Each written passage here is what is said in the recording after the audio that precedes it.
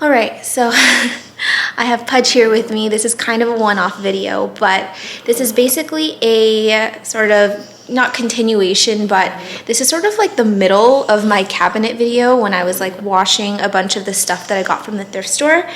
And I was just answering a bunch of questions that I got on Instagram. So it's just a little Q&A. It did take a lot more time than I sort of expected it would take. So I decided to just take it out of the video and just make it its own, just in case you're not interested in listening to it. And also the file ended up being humongous, so it kind of worked out that I needed to like separate the two files. So anyway, that's what this is. Whoa. We'll just get into it. So you want to say anything? Say we hope you enjoy this random video, and sorry we didn't get to answer all your questions, but we will answer the rest of them in a future video. You ready to roll it? All right, let's do it. There are a lot. I think that I got close to like 90 questions or 100 questions that came in. So I'll try and answer the ones that I can. But yeah, we'll see how far I get. I'm going to be using a little bit of olive oil today because these stickers are so hard to take off sometimes. I'm going to do olive oil and a little bit of baking soda, and hopefully that can get some of this residue off. I'll just answer the first question. So let's see. First question is pest prevention routine. So I actually cover this on my Instagram. I have a highlight called, I think there's actually one called pest prevention, or it could be under my thrips. My thrips highlight, so check that one out. I do plan on doing a YouTube video eventually just specifically on thrips, or not thrips, on pests. But yeah, that one is that one is really long, so I won't have time to talk about it right now. But yeah, check out my Instagram, look at the highlights.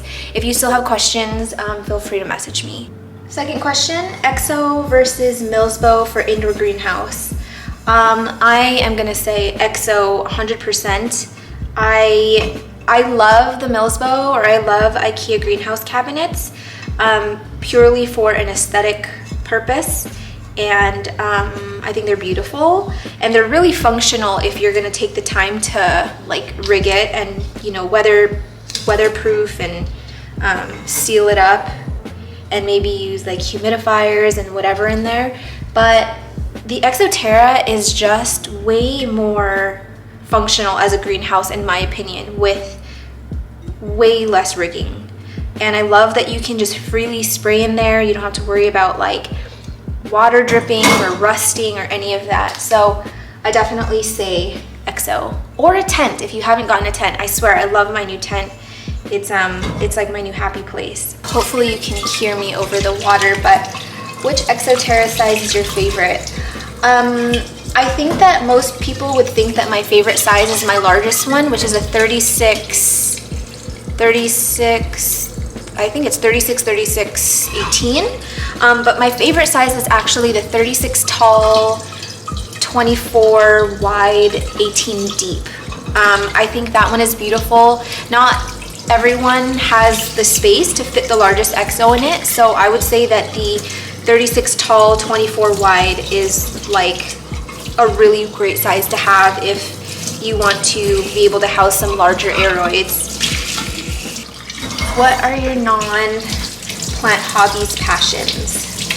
I used to really be big into painting. A lot of the artwork that I have in my house is stuff that I've painted. I love camping and hiking. What else do I like to do? What are my other hobbies? Yeah, I think that's it. Painting is probably the only one that I can think of on the top of my head. And then, I mean, it's kind of like work, but doing graphic design stuff and basically just like anything creative. Before I started YouTube, my side job, aside from like my actual job, was doing small business branding. So I would do like logos and websites and marketing material and stuff. I love conceptualizing sort of a like brand for new companies that are just starting up. And yeah, that was something that I really like doing. It was really stressful, but I found a lot of fulfillment from it, and it really made me stretch my brain muscles. So yeah, that's about it. Oh, come on. Are you single? No, I'm not single. I am married, happily married, but thank you for asking. Trust me, you don't want to hit on me. I'm so freaking awkward. Your house is on fire. What are the 2 plants coming with you?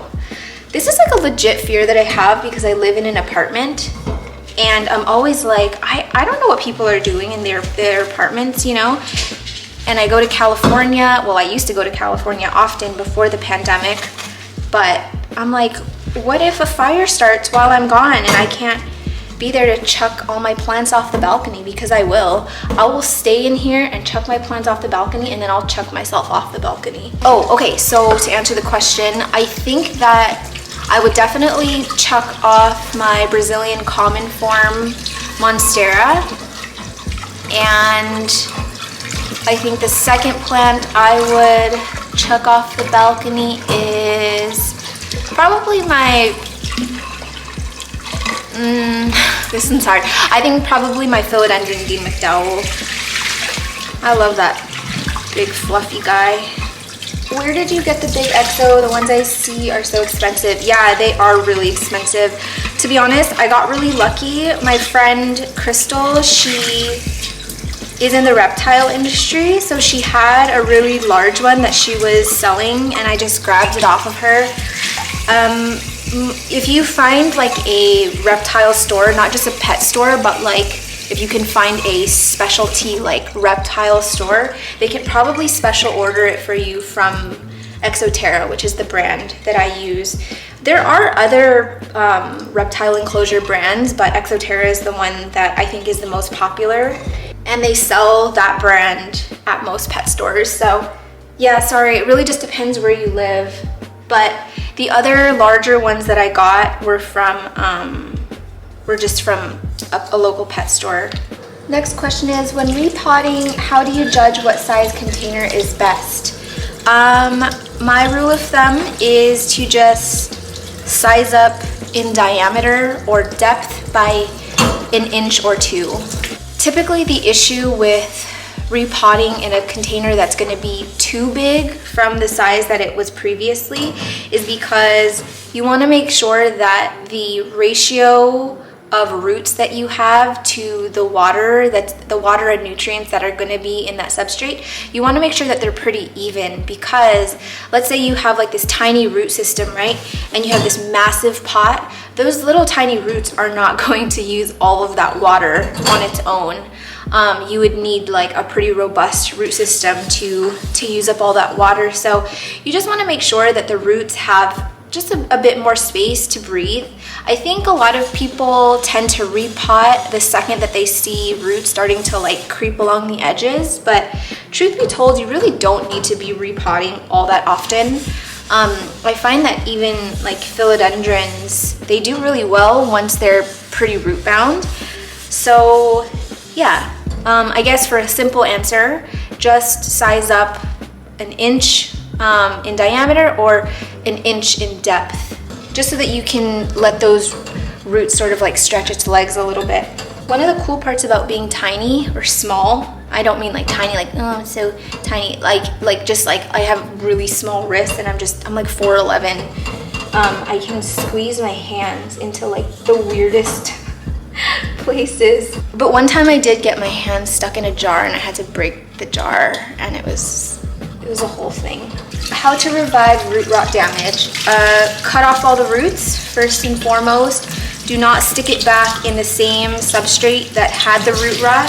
You can soak your chunk or your whatever, soak the stem in hydrogen peroxide for 15 to 20 minutes just to kind of get any bacteria off. And then rehab in my favorite root rot substrate to rehab in is honestly perlite.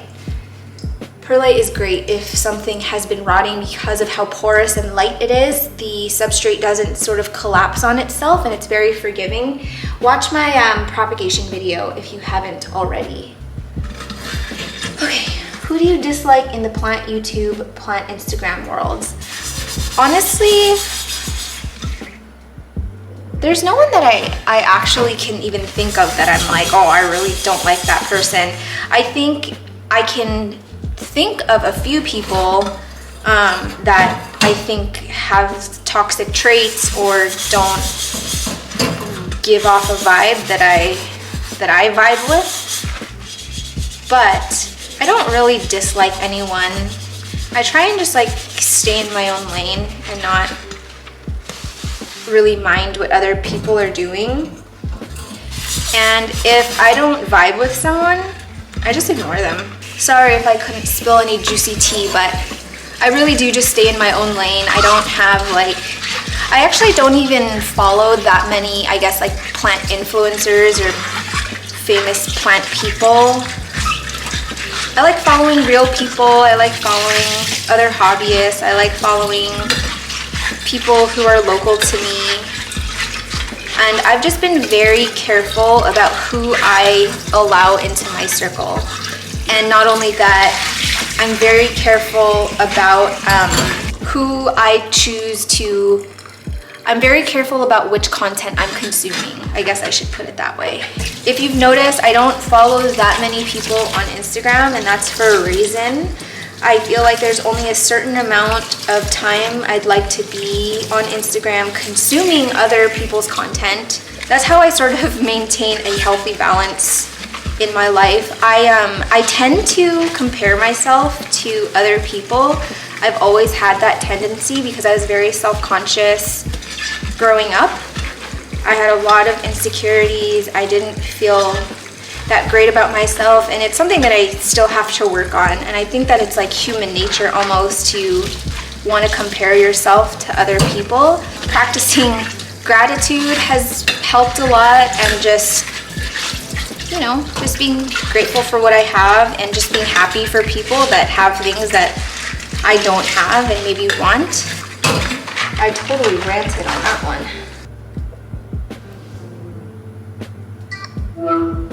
Hi, Chickie. Hi, Chick. It's my niece. You always catch me when I'm filming. Okay, it's hot in here. The next question is, what made you decide to start YouTube? I never thought that I would start a YouTube, mainly because I'm so camera shy. As you can tell from the fact that I never show my face or talk in front of the camera, I should say.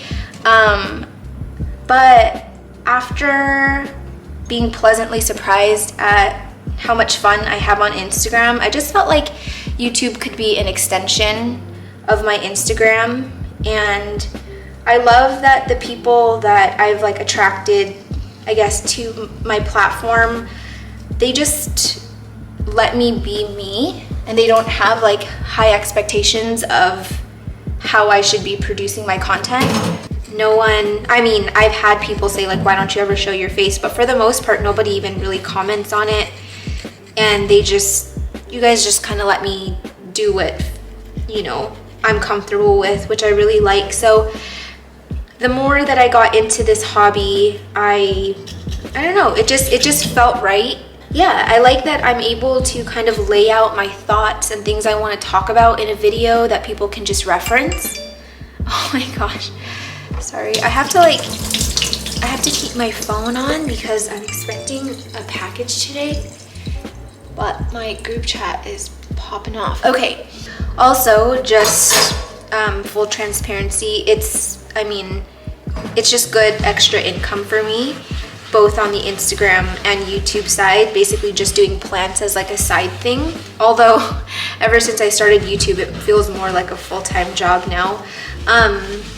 But yeah, the extra revenue helps. I'm like actively trying to buy property, and if you know the real estate market here in Vancouver, it is wild. So we needed some supplemental income. So yeah, just that's pretty much why. It's fun. I like talking about plants. I like the engagement that I get from people in the community, and it's just like a good side thing, I guess. What is your history on collecting plants? Okay, let's think about this. I've always been around plants, but to say that I was like interested in them from a young age would be a lie. I've always kind of observed the plants around me because my grandma, she grows a lot of tropical, or she had grown a lot of like common tropical plants in her house, and she's also an orchid grower, and she loves outdoor gardening as well. Like I grew up watching her tend to her roses and stuff like that, so I was always exposed to it, but I never really got like that itch to have them myself until I moved out. So I started collecting houseplants maybe in 2012, is that right? But it was just like little plants, like, you know, a pothos here and there, like a succulent. But I really started getting into succulents in around 2009, 2010. My ex-boyfriend's mom had like a huge succulent garden out in her front yard, and we would just make like little succulent arrangements and terrariums and stuff, and it was just so much fun. And then more so in like 2013, I started getting more into like the common house plants like bird of paradise, fiddly fig, monsteras, yuccas, things like that. And then I think in 2016 is when I started getting into like imported aroids. So it's been a couple years now, 16, 17, 18, 19, 20, 21. Yeah, I've been doing like this more sort of extravagant aroid collecting for maybe 5 years. Next question is, what got you into plants and how has the market changed since?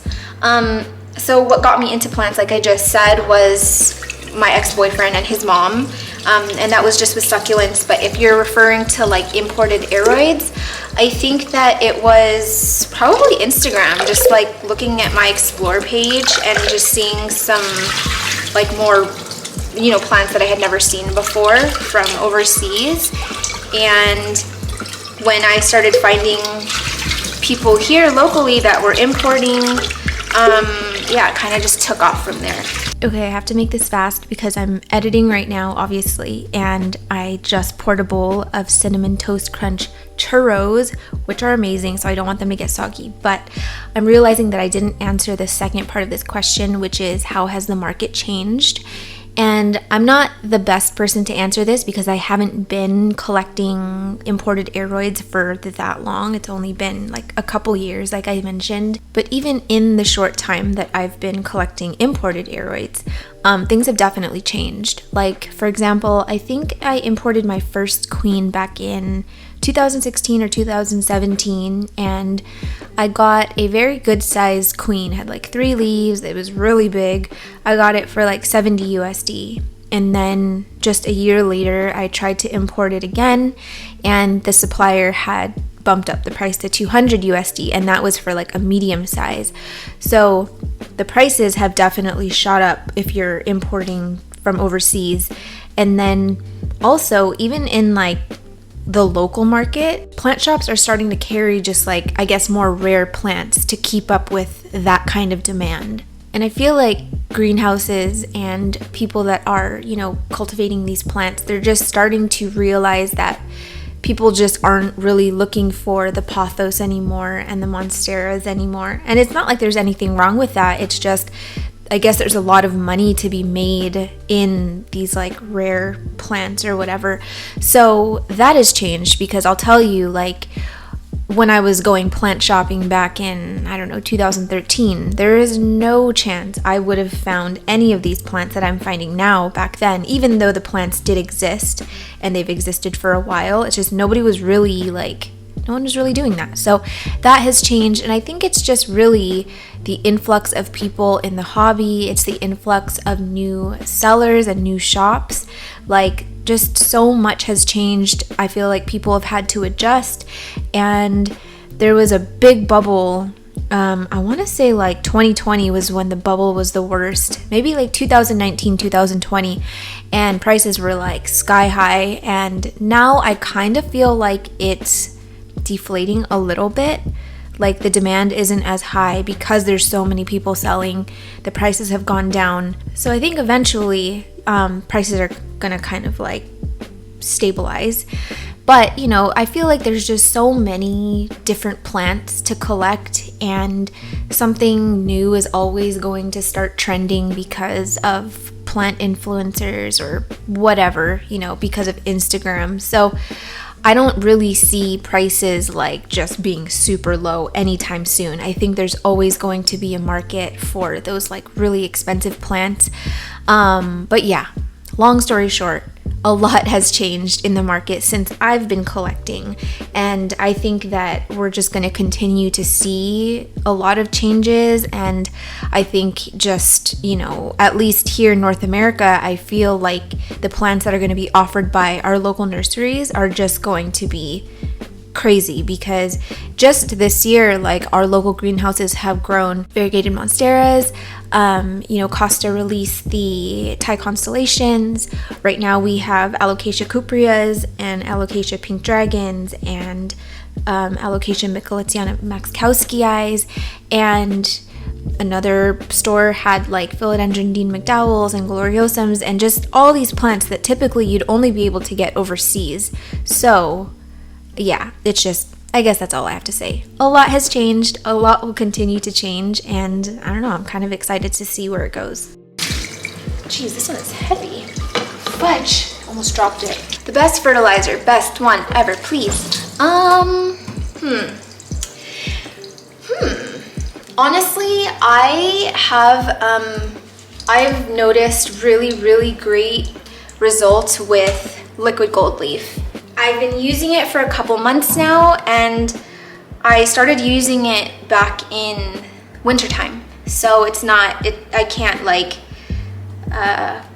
attribute like the season to really robust growth or whatever. But yeah, I just find that all the plants that have been getting liquid gold leaf, the new leaves are just like, they're beautiful. Like my fiddle leaf fig, I had never seen such like big, healthy, glossy leaves emerge from a fiddle. Honestly, I was like stunned to see it, and I really do think it has to do with the fertilizer. So give that one a try. Unfortunately, I think they're having some shipping issues right now. I was supposed to be doing a giveaway with them, but they can't ship here anymore to Canada. So hopefully they can get that resolved soon. I think right now they're only shipping like within the UK or Europe, but I really don't know. I'm just lucky that I was able to grab a bottle before they stopped shipping here. So hopefully that resumes soon. So I do like liquid gold leaf. Also, what else is good? Yeah, that's the only one that I can really recommend right now. Sorry if that's not helpful since you probably can't buy it. How do you take and edit your Instagram photos? They always come out gorgeous, and love the before and after. Thank you. I actually take all my photos with my phone. I think I have an iPhone 10 XS Max. Honestly, I haven't known what type of phone I've had for several years now. Like, I feel like after the iPhone like 6, I'm like, they all are just the same to me. But yeah, I take all my photos on my phone. Good natural lighting is really key for the photos that I take. I usually only take them when there's a good amount of light outside. I always take it on a white wall if I can for the shots that I do like holding my plants. Otherwise, I edit on primarily Adobe Lightroom and Photoshop. People have asked me if I have a preset or if I would ever sell a preset, and I mean, I might, but I really like manually editing each photo. I don't know, I don't really like to just press a button and then have it be done. Because I like to tweak like the brightness of each photo and like the shadows and the highlights and the contrast. So yeah, if you've never used Adobe Lightroom and Photoshop, both of those programs are super robust. And sometimes though, if I don't use Adobe Lightroom or Photoshop, I'll use Visco, and I think I pay for Visco. I can't remember. I think I have like a membership or something, but it must be billed annually because I don't remember seeing any charges on my credit card every month. Tell me you're fiscally irresponsible without telling me you're fiscally irresponsible. I will go first. So the next question is, how come you get thrips infestations despite bonide and copper soldiers? The truth is thrips are everywhere, especially if you live in a really thrippy place like I do. They come in everywhere. They come in through windows and screens and doors. They cling onto your clothes. Just the other day I was out walking Pudge and an adult thrip just landed on my arm. So I try and like, you know, remove my clothing like as soon as I get in, or I at least like wipe myself off outside the door. And yeah, it's using stuff like systemic and like predatory mites. It's not a guaranteed way to keep pests away. It's just a deterrent, it's a preventative. Obviously it's good to do, but it's not to say like, oh, once I use systemic on all my plants, I'm never gonna get an infestation again. So yeah, you just always have to be aware. You always have to be checking your plants, and sometimes it just takes, you know, that one plant to infect the rest of your plants. I've even had plants with like thrips that have resisted systemic, and I've used like bonide granules. I've used the, what's the other one that I use? Sorry. Yeah, I've used several kinds of systemics plus, you know, sprays, and sometimes a plant like, or sometimes a pest like thrips will just be like, whatever, I'm gonna live here anyway. So yeah, that's why. How much time do you spend doing plant stuff daily? More than I'm willing to admit, I feel.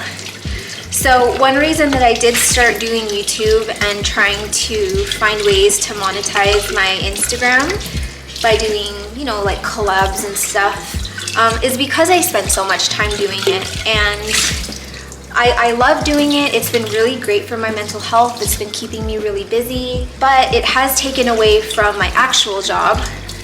So yeah, I probably spend close to, I would say, a minimum of 3 hours a day doing plant stuff.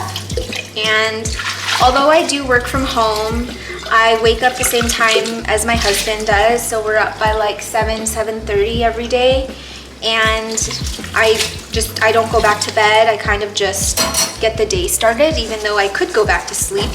But my mornings are the time where I kind of do my morning plant stuff and do things that I need to do before I have to actually start work. So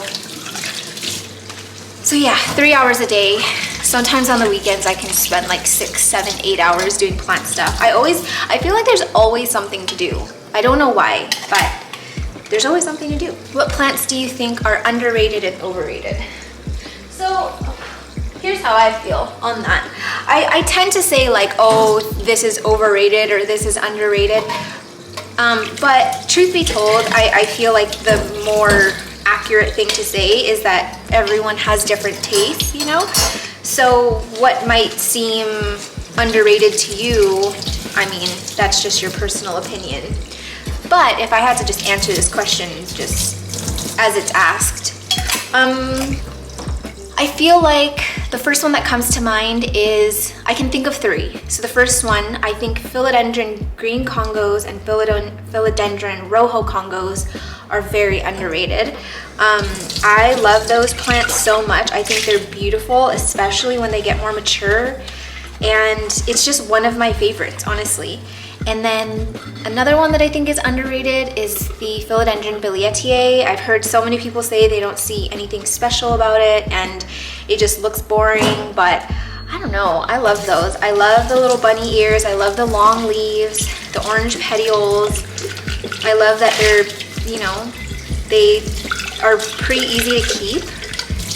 And yeah, that's one that's always going to be in my house for sure. The third one that I think is underrated is maybe the Philodendron mexicanum.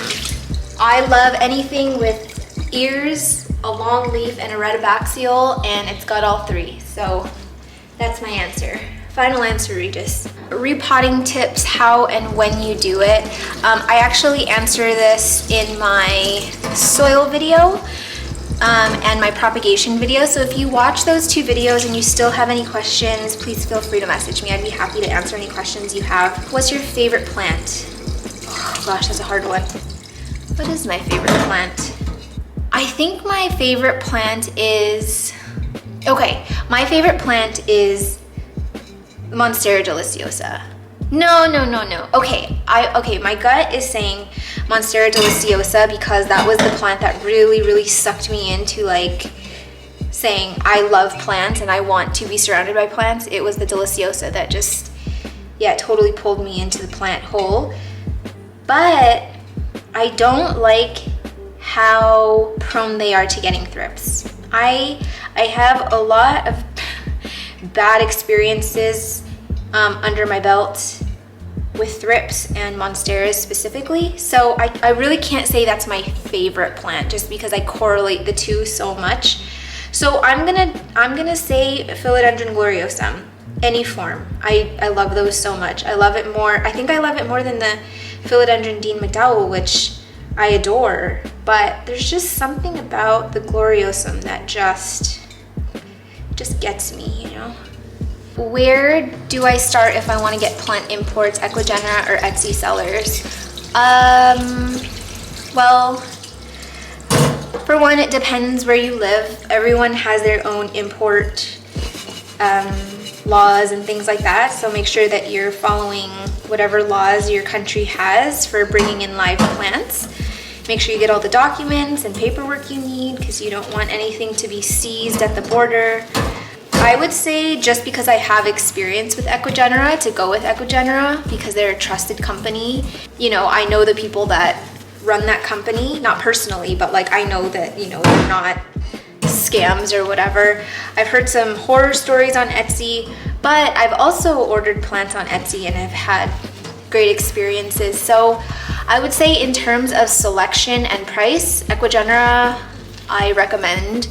And then if there's like something really specific that you're looking for and you're looking for an acclimated plant, then definitely Etsy.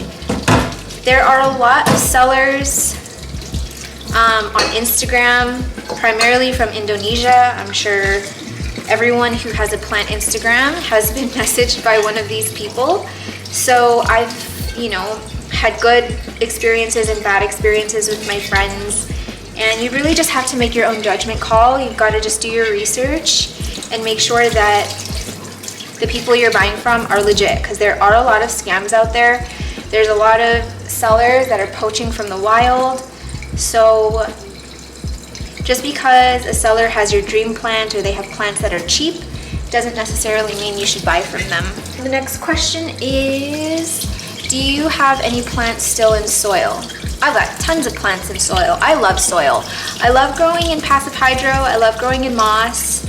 I love growing with leca, but nothing beats soil for me. I love mixing soil. I love experimenting with soil. I'm a huge soil fan, and we stand soil here.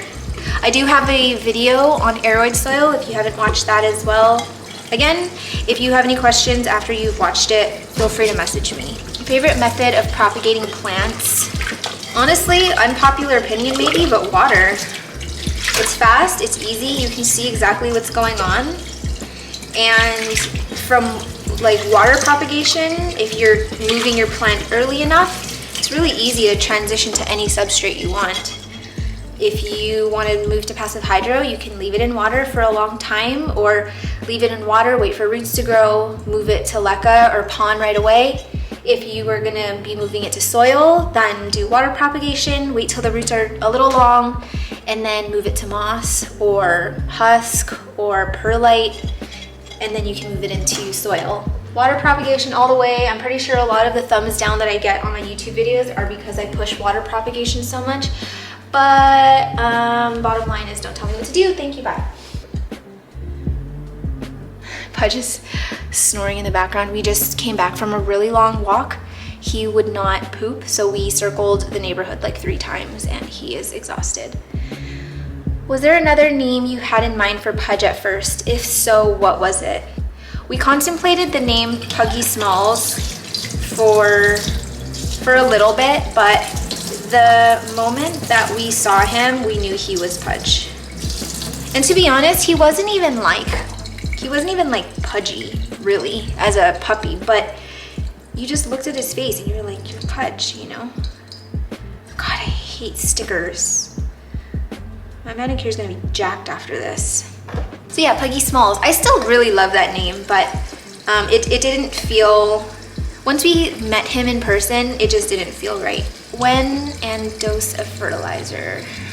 Okay, so I'll quickly talk about fertilizer. So I just said that my favorite fertilizer right now is liquid gold leaf, but I am also using CalMag and Marfil. So Marfil is my year-round soil enhancer. I also use it on my passive hydro plants, and that's kind of just for a very small nutrient boost. Liquid gold leaf is the one that I use on actively growing plants. I do not fertilize by season, as most like how-to websites would show you, or even like what people say to do in forums. If you are seeing active growth, you can fertilize. If your plant is dormant, do not fertilize. I use liquid gold leaf on every single one of my plants. I don't use any special fertilizer for like my cacti and succulents and Hoyas and stuff. Liquid gold leaf is just my go-to. But I will say that I am starting to look into a different fertilizer for my cacti and succulents specifically. I'll tell you why another day once I can get more of my research done. But yeah, for now, liquid gold leaf is what I'm using. Marfil year round, and you just want to follow the instructions on the container. But so far, the only plant that I've actually ever over fertilized was a what was it? Oh, it was an Anthurium Mag Verde, and I used gosh, who did I use? I think I used Newt. Yeah, like all the leaves just like turned bright yellow and fell off. Okay, so this question is, how much light should plants get during the day? Is a 9-hour plant lamp okay? It really just depends, like what type of light you're using, like how strong it is and what type of plant it is. My suggestion is, because I don't have, or I can't elegantly explain light in a way that's easy to digest, I feel, go to Daryl. I'm sure if you follow me, you follow Daryl. Daryl is Houseplant Journal, and he's the light guy. He knows light, and he can explain light to you in a scientific way that's, you know, easy to understand, and he can tell you the science behind it, and I can't do that. But I will tell you that in my plant room, I am using mostly 40-watt light panels. The grow lights turn on every day at 8:30 a.m. and turn off at 8:30 p.m. And I hope that's helpful. What is your day job, or are plants and YouTube your job now? I would say technically at this point, now that I'm monetizing on both Instagram and YouTube, I want to say that this is a part-time job now, even though I'm working full-time hours. I'm working full-time hours and getting less than part-time pay, let's say that. So it really is mostly just for fun and for hobby and for, you know, making connections and whatever. So my day job, my current job, I am self-employed. I have had, since I've moved to Canada, I've had my own business. It's called Free Pancakes, a children's brand, and I create educational and creative resources for homeschooling families, primarily for the younger grades, so from like preschool up to 2nd grade. And I do have some resources for higher grades, but it's primarily for the younger grades right now. I am working with some educators and some teachers to create more higher, or to create curriculum and activities for like 3rd grade to 6th grade. But yeah, that's what I do. It used to be a lot of physical product, but I've gone digital now. I just find that it's easier for homeschool families, and it's easier for me in terms of cost on both ends. Shipping outside of Canada, or shipping even within Canada, is very expensive. So going digital was the best choice for me. So yeah, I will link the Instagram and the website if you're interested in looking at it. But yeah, everything on the website has been created by me, and it's a very, very fulfilling job. I love doing it. When I got into it, I felt like I had finally found what I was supposed to be doing, and yeah, I enjoy it a lot.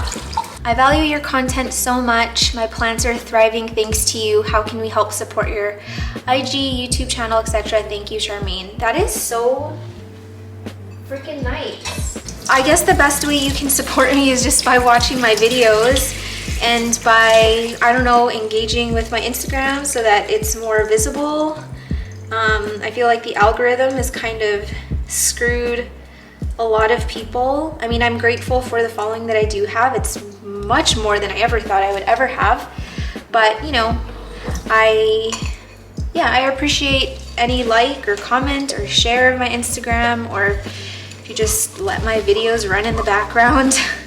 That helps us too, since we do have ads now. I do try and limit the amount of ads on each video, and I don't enable ads that like overlay on the video, or like I don't enable the ads that you can't skip, because I want you to be able to have that option. And even if you do choose to skip it, like I really don't mind. Like I'm grateful for you guys being here anyway. So yeah, that's how you can help support me and feed my dog, because Pudge's food is very, very expensive. And so are his vet bills. He's a high maintenance pug. Why did you move to Canada? Okay, so I moved to Canada because of my husband. I don't really want to get into the way that we met and our beginnings and stuff, but I met my husband in 2010. We started dating in 2013, and we got married in 2016 or 2007. I can't remember when we got married. Vince knows I don't know when we got married. I'm not good with dates. I always get our anniversary wrong. And to be honest, we always forget our anniversary. It's not something that we're just like constantly waiting for, and we don't really plan anything big. It's just kind of like wake up, happy anniversary, okay, have a good day at work. Anyway, I'm here because of my husband. He was born and raised in Canada, and he made it known from the beginning of our relationship that he was not interested in living in America. He really loves it here, and I'm not gonna say that I was like super duper gung-ho on just leaving my family, but I always kind of knew that I would eventually leave California. I always felt like I was never gonna settle down there. I miss them a lot, and I daydream a lot about living back there and being able to just text my sisters to just come over and watch a movie. I'm very, very close with my family, and it's so hard being away from them, especially now that, you know, I have a niece. And this has probably been one of the hardest things that I've done in my whole life, but you get used to it. And I think, I was just talking to Vince about this, and it's like, As much as I didn't want to leave my family, I just knew that it was the right thing that I had to do for myself because, you know, my sisters are doing what they have to do. They've got their own lives, their own families, and, you know, who knows where they'll end up, but I didn't feel like I was willing to sacrifice my relationship with Vince because I didn't want to move. And after I visited BC a few times when we were dating, it just felt right here, you know? Like, I love being so close to the mountains. I love the hiking out here. It's beautiful. California is beautiful too, but BC is beautiful in a way that's foreign to me. I'm not used to it, and it's like brand new. Every time I like drive and I see those mountains, especially in the winter, I just can't believe that I get to live here, and I feel really lucky. So yeah, moving wasn't like, it's not like he was dragging me to the middle of nowhere. If he was gonna try and drag me into the middle of nowhere, like somewhere else in Canada where we were like off the grid, no, sorry, that would have been a deal breaker. But you know, BC feels like an extension of the States in terms of just, I don't know, the way it looks. I feel like a lot of people have a misconception of what Canada looks like and what life is like in Canada. But yeah, the weather has been the biggest adjustment, as well as being away from my family. But my husband prioritizes our visits back home. He understands that it's very important to me. He never whines or complains when I want to stay there for weeks at a time. And you know, he's just great. So I feel really lucky to be here. I don't regret it. I want to start a family here and like lay down roots here, I guess. And yeah, that's why I'm here in Canada. Where did you get your see-through plant mats from? I like your YouTube videos. Thank you. My plant mat is from Alicia at the Bungle Jungle, and I will insert her handle here. I don't know what her policies are in terms of like shipping outside of Canada or whatever, but yeah, that's where my plant mat is from. And honestly, it's a game changer. I already know what I'm gonna be gifting people for Christmas, and I love it. I need another one because I just want another one. She has so many colors to choose from. No, I don't get commission. I'm not a partner or an affiliate or whatever. I bought my mat and I love it. And yeah, if you don't have a plant mat already, you should definitely get one. Pudge is in deep, deep sleep. I'm not gonna be able to answer all the questions today. I'm realizing how many there are. I think I'll answer as many as I can before I'm finished washing all of these jars, and then I'll answer the rest in a future video. The next question, do you let water in tiramisu deplete before replenishing? Thank you for all the knowledge. So if you don't know what she's talking about, the tiramisu that she's referring to is my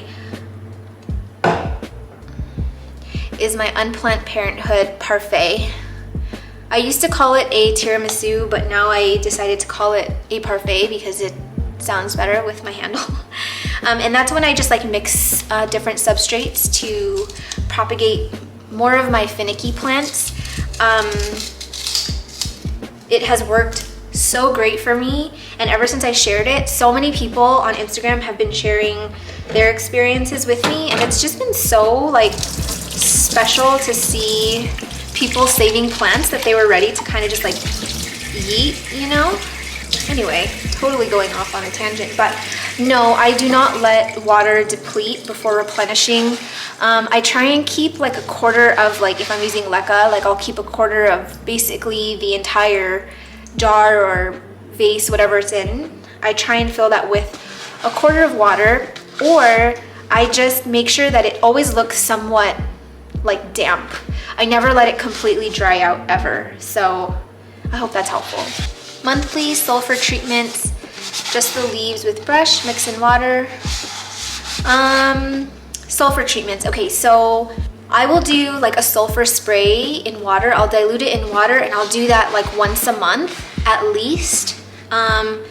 Twice a month is great too. It's natural, so it's not like you're just like blasting it with chemicals. And then you can also use a brush if it's just like one spot, if you feel like it hasn't like transferred via spore or whatever. Yeah, I have treated my Polydiflorum specifically with just dusting it, and it completely stopped the fungal thing that was developing on it. Oh, and by the way, if you don't know what sulfur dust is for, it's to treat fungal issues on your plants. And because I'm a heavy mister and I don't use any fans in my greenhouses, well, I do have a fan now in my tent, but in my exos I don't use any fans, so I always make sure that I'm being preventative with fungal issues. What's your occupation besides being a badass plant guru? Thank you. Answered that one already. No question, but just wanted to say thank you for being an awesome person. Aw, thank you, Natasha. I think I'm gonna go with a personal question. How are you holding up mentally these days? Love this question. Thank you for asking. Last year was really difficult, to be honest. I started on antidepressants. I had to get my anxiety disorder treated because it was getting so bad. I was having panic attacks every day. I couldn't breathe. Almost had to go to the hospital several times.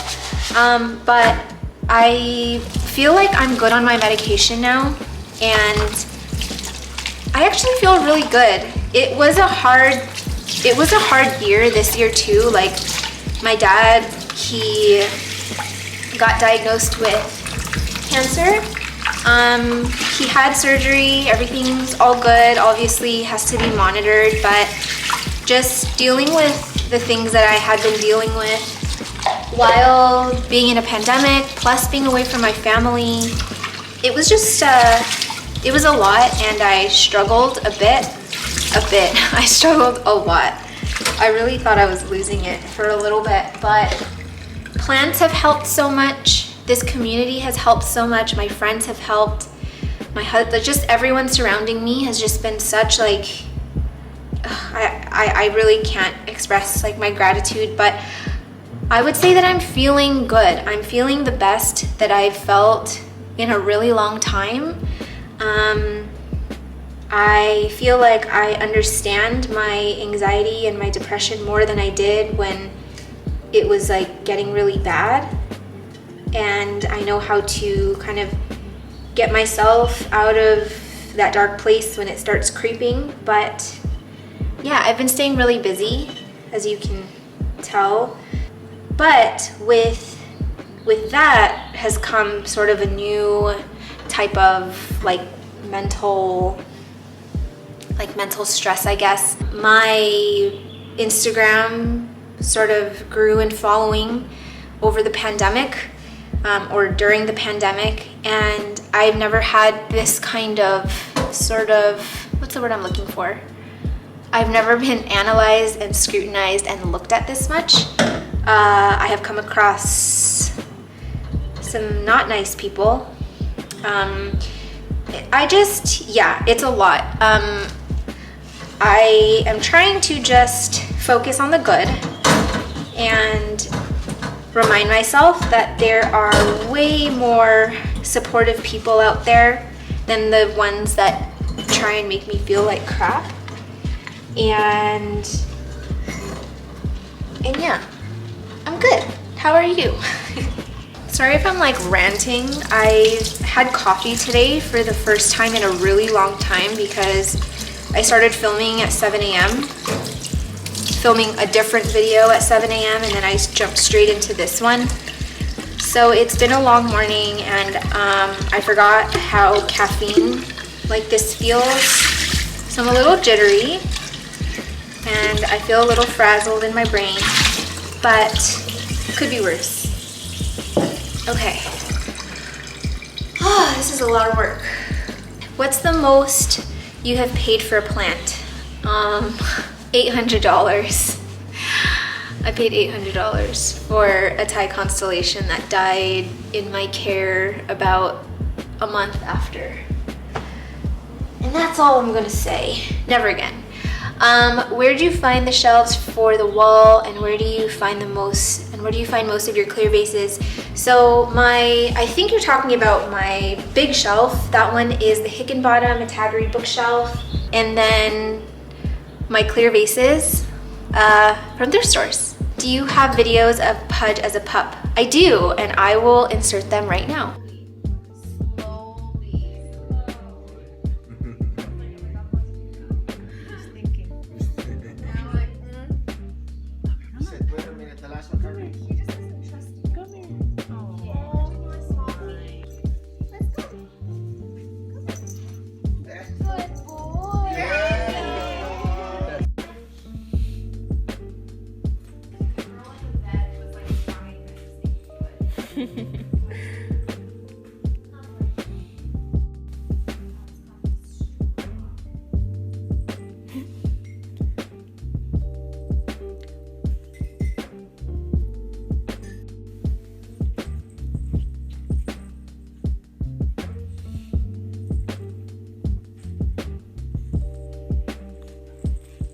You have a very soothing voice to listen to, and I love how you talk to Pudge like a human.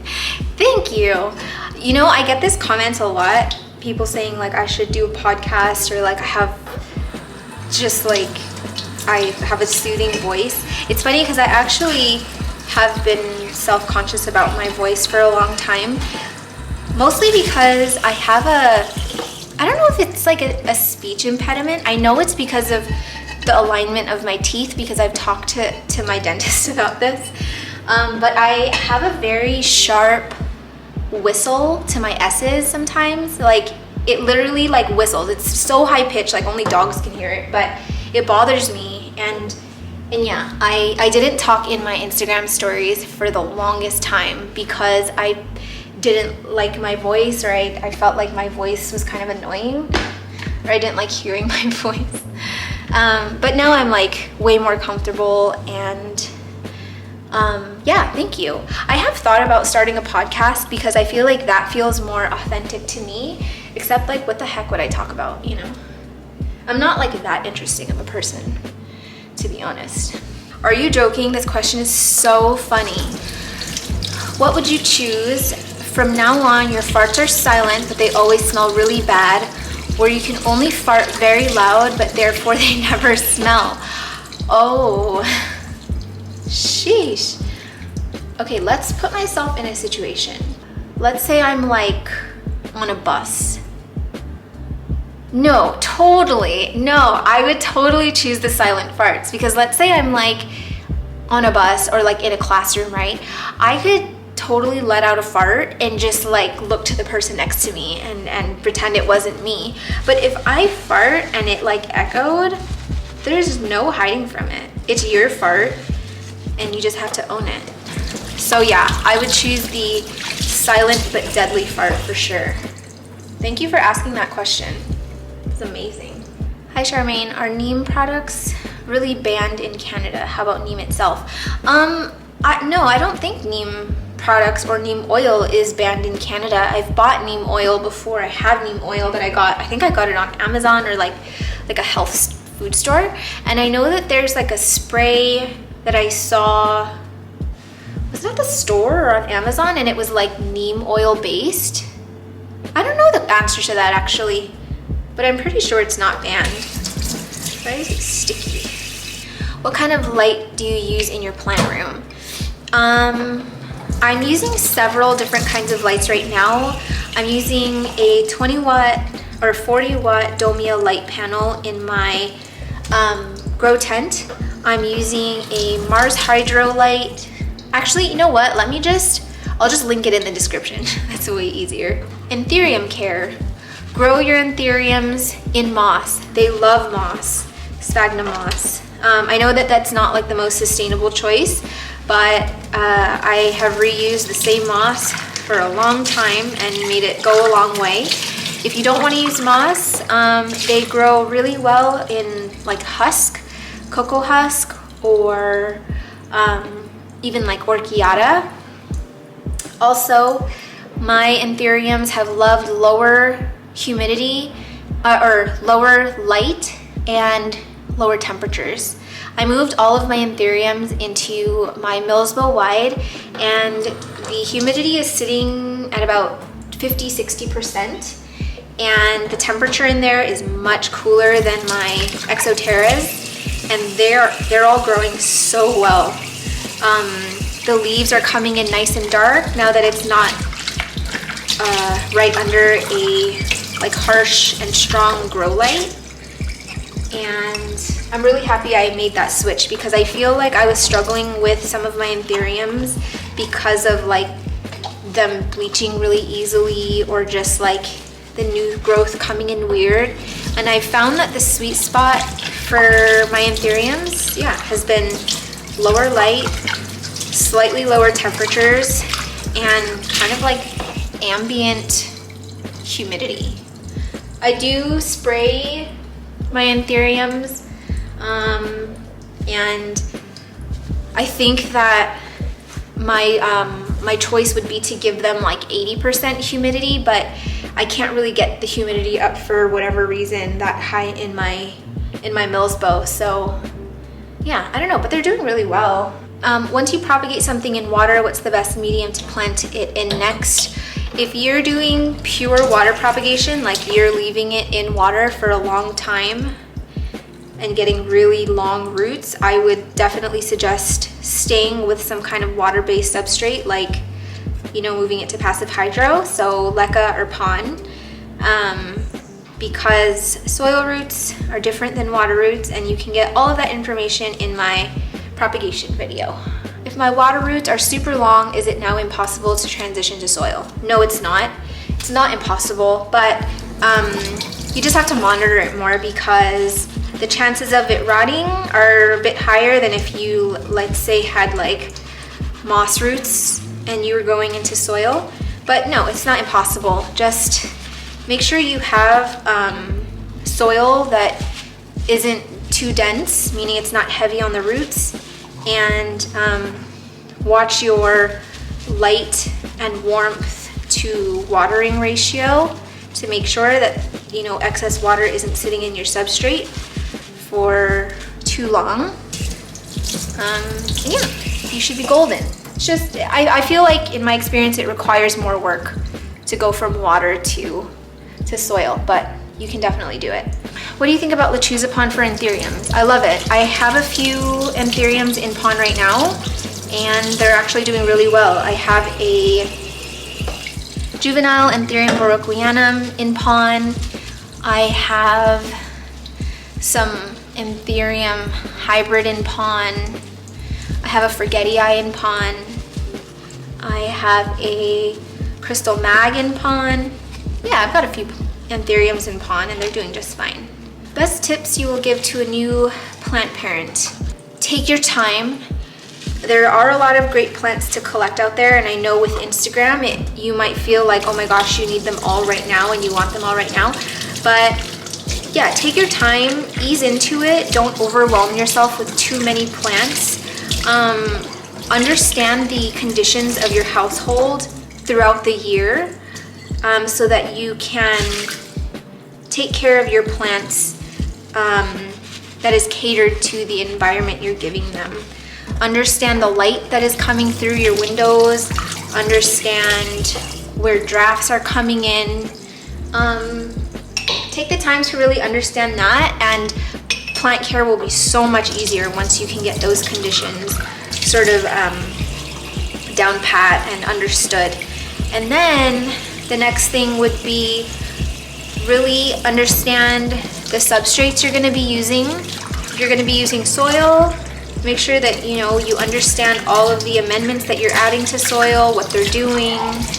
When I first started getting into plants, I didn't like jump in and just fill up my apartment right away. I started with just a few. I had just a few for a few years, and I kind of got like the basic care down. And honestly, once you start getting into like imported aeroids, there's enough information online for you to kind of understand how to take care of them and acclimate them and have them live happily inside your home.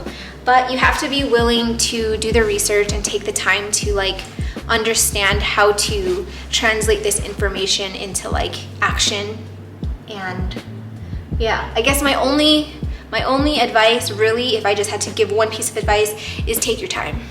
Why do you still use Alexa when she's clearly, just triggered her. Why do you still use Alexa when she's clearly a and only plays salsa music? You know what? It's pure laziness, because even though it takes me like multiple tries and yelling and frustration later to get her to do one damn thing for me, I would still rather do that than have to pull up like an app on my phone and like find the music I want to play or look at the weather or something. So yeah, that's the reason. It's just laziness. But honestly, I want to chuck her off the balcony like multiple times a day. And I'm actually thankful that of all the music she chooses to play randomly, salsa music actually isn't that bad. Salsa music is actually great. There was one time where I asked her to play Justin Bieber, and she started playing salsa music, and I told her, I said, you know, I was telling her to shut up, to be quiet, and she wouldn't shut up, and you know, I kind of gave up, and I was like, oh, the song isn't bad, and I ended up like square dancing with Pudge to the salsa music. And before you say anything, you can square dance to any music, even classical. Try it. Put on any song and square dance to it. Do it right. Pause this video. Tell Alexa or tell your Google or Siri or whatever, tell her to play any song she wants in the world. You can square dance to it. It's my words of wisdom today. What was one blessing in disguise moment in your life? Oh, okay. So my blessing in disguise moment was definitely when I got freaking canned from my last job. So when I was in California, I had a swimwear business, and it was actually very successful. It was a full-time job. I even employed my mom and my grandma, and I had an intern, and like the business was growing a lot, actually too much. I was sort of in that weird place where we couldn't hand make everything anymore and keep up with our orders, and so I had to start thinking about manufacturing overseas, because it was the only way that I could afford production. I couldn't afford production here in the States unless I took out like a big loan, and that's just not something that I was willing to do. Mostly because I honestly didn't love doing it. I enjoyed it, and I liked having my own business and running my own business, but the actual designing, making the stuff, just, I don't know, I didn't feel like it was my calling. So I had an opportunity to sell the business, but I didn't want, I don't know, I didn't feel comfortable with that. So I just shut down the business. Also, Shein, I don't know if you guys are familiar with that company. Shein stole the design, our most popular design, that was about $145 for a full bikini set, which honestly is very cheap for something that's handmade and made in the USA, purchased with materials that were all sourced and produced in the States. So it was already at a really good price point, but Shein copied the design exactly. I can't even say it was like sort of like knocked off, or it was like inspired by my design. It was my design, and they even used my photos and just photoshopped the colors. And I sent a cease and desist, and of course they sent their lawyers. It wasn't something that I was willing to fight, so I shut down shop. And that is why when I find big influencers or big companies knocking off the little guys, it pisses me off, and I'm gonna say something.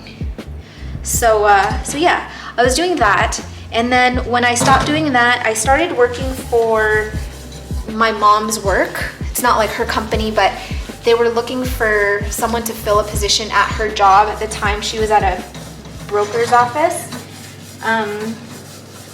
I think I'll tell that story one day, but I did so much work for that company.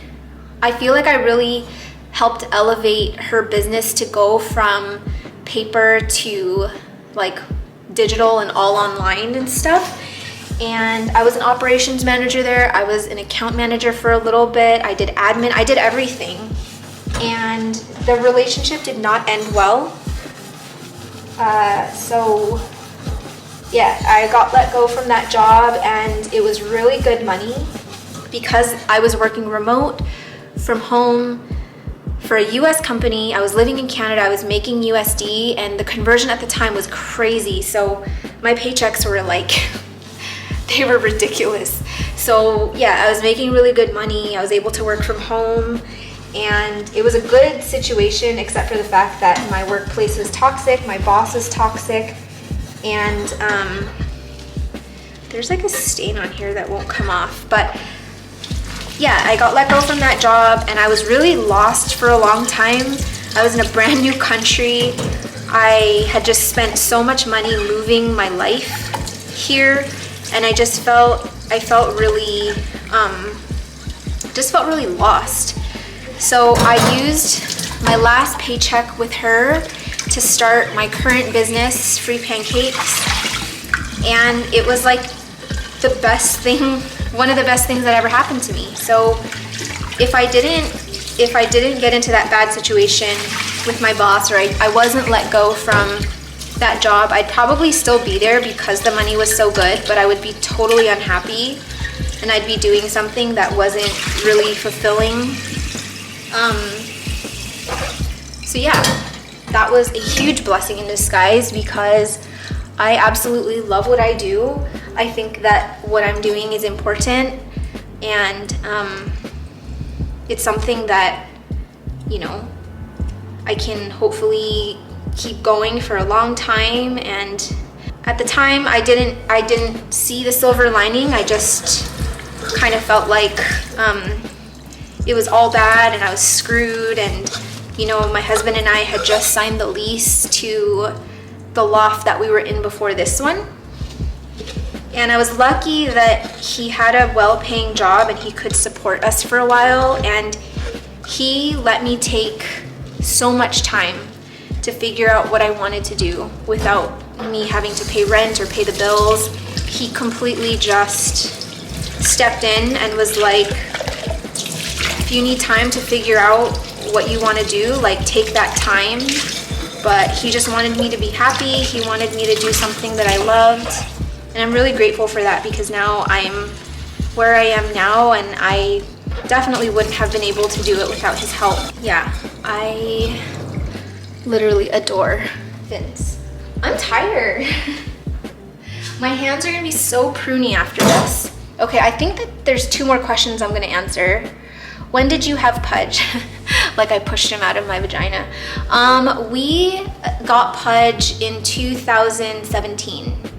Yeah, 2017. We wanted to adopt. I wanted to go through like an adoption place, like a rescue agency for pugs, but honestly, it's so hard to get placed with a pug if you don't have a house. Like, they really don't prioritize you if you live in an apartment, because contrary to the belief that pugs are lazy and they just sleep all day, they do sleep a lot, but pugs are high energy, they're wild, they need their time to kind of like let the energy out, and they need to be walked all the time, and they're not just a dog that, you know, will just sit on your lap all day long and they're fine. Like, you gotta really give them attention. So yeah, it's hard to get placed when you don't have a house, and that's like kind of like the requirement that they're looking for. What is happening here? So yeah, we ended up just buying Pudge from a family that had an accidental litter, and we found him on Craigslist, and that's pretty much how that happened. Next question, not a question, but love you and your personality. More content of you, please. Thank you. Any puppy Pudge stories? This is probably not the story that you had in mind, but I feel like I should talk about it because it's really important, and it's one of those moments that have haunted me for a really long time. So when Pudge was about 2, there was a night where my allergies were so bad, like I literally couldn't breathe, and it was kind of triggering like panic attacks, because I don't know, when I feel like I'm having a hard time breathing, I hyperventilate very easily. So I was panicking that I couldn't breathe. So that night I pulled out my humidifier that I only have ever used for my plants. And I remember that when I got this humidifier specifically, it came with those like Vicks, those Vicks inserts that like produce menthol, like it comes out of the humidifier. So I used one of those. I had it right next to my nightstand. It was on full blast. It was on us all night. And then the next morning, I woke up and Pudge was just in the bathroom, sort of in the corner, just cowering, just sitting there, which was so weird because he always wakes up when we wake up, and it was just weird that he was there.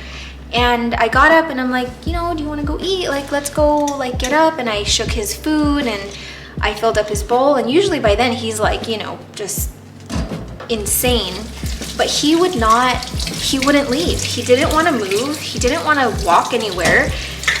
He wasn't limping or anything, but he was just super, super lethargic and just did not want to be seen. And that is so, so unlike him. So before my husband left for work, Pudge was kind of just sitting, and he was just looking down. He didn't want to do anything. And I told Vince, I'm like, something is wrong. Like, something does not feel right with Pudge. So he's like, oh, you know, maybe he's just not feeling well today. Maybe he has a stomach ache or something. And I chalked it up to a stomach ache because he kind of always has stomach issues. So I took him out for a walk. He was walking very, very slowly. He wasn't limping again, but I had to like drag him. He wouldn't walk.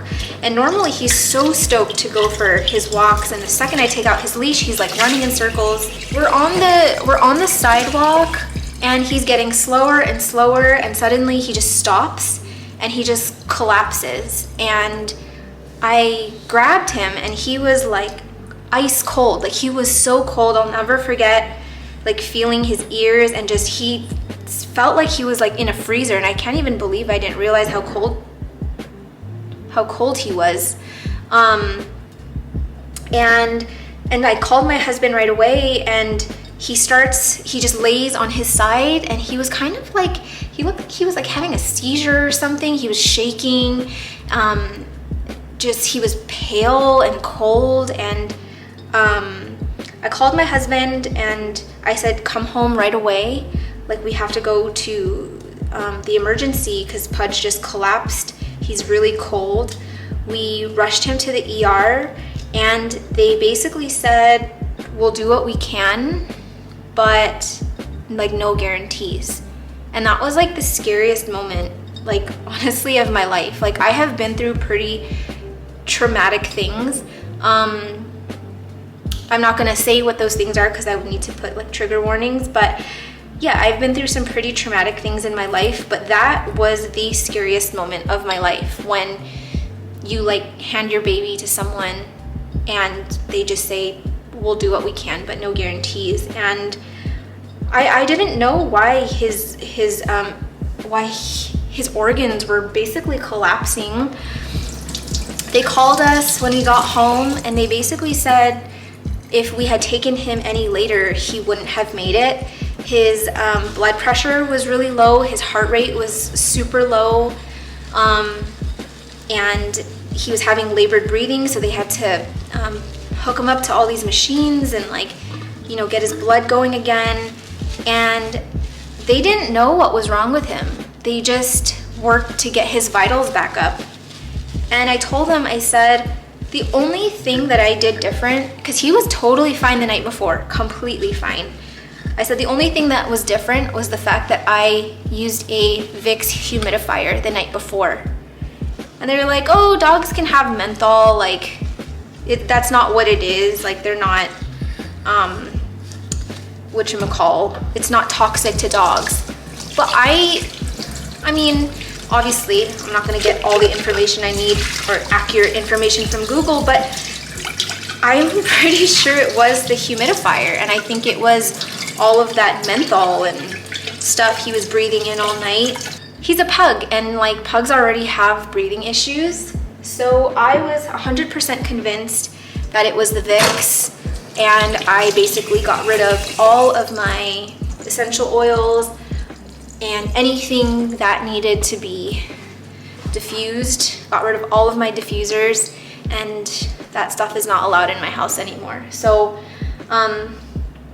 unfortunately that wasn't the happy story maybe you're expecting, but if you do have a flat-nosed dog or like any dog in general, just be careful with the products that you're using in the house, because you know the stuff I was using was apparently all natural, but yeah, it definitely affected him.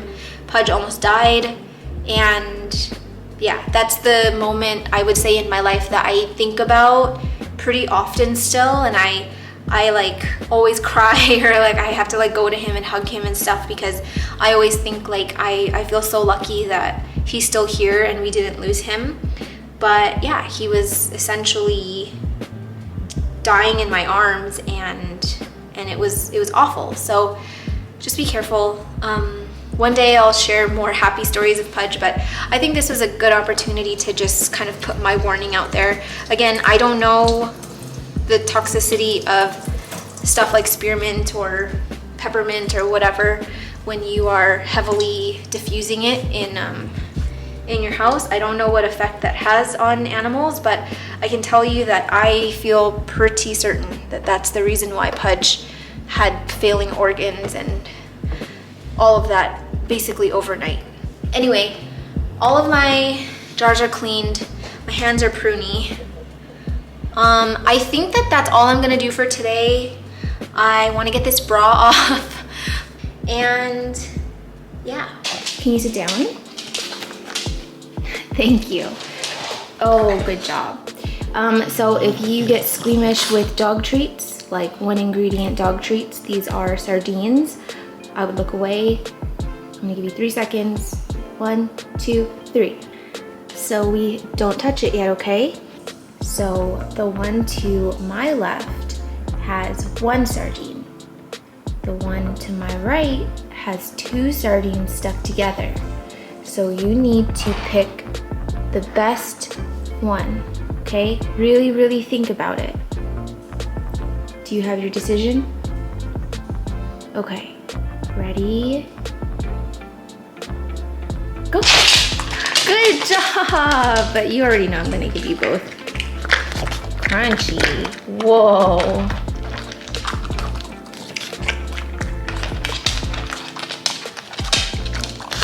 Delicious.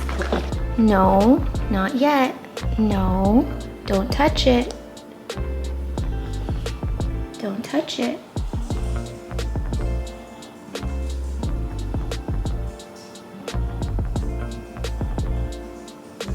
Go. That was a really long time. Good job. Now I'll give you one more if you can give everybody a high five and say thank you for watching our first Q&A. You ready? High five on the count of 3. Wait. Okay, sit down. 1, 2, 3. High five. Yay.